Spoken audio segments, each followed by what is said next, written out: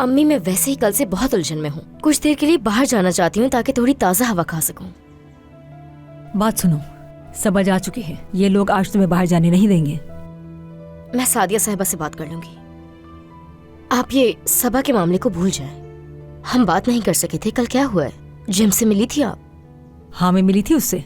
पहले real estate वाले के पास गई थी, फिर उसको घर लेके गई। अभी हम बात ही कर रहे थे कि क्या होगा, कितने का बिकेगा, घर कैसा है। इतने में जिम आ गया। आगे का तो तुम्हें पता है। हम दोनों का हाथ पकड़ा और घर से निकाल दिया हम दोनों को। और यही नहीं, मुझे धमकियां भी दे रहा था, बेशर्म कहीं का। अरे अम्मी, कितनी बार मैं आपको समझा चुकी हूँ, लेकिन आप समझने को तैयार ही नहीं है। जिम की इजाजत के बगैर वो घर हम नहीं बेच सकते। थोड़ी देर के लिए पुरसुकून हो जाएं। इतनी जल्दी क्या है आपको? हर चीज का एक वक्त होता है अम्मी। बहुत तंग आ चुकी हूँ इस सबसे।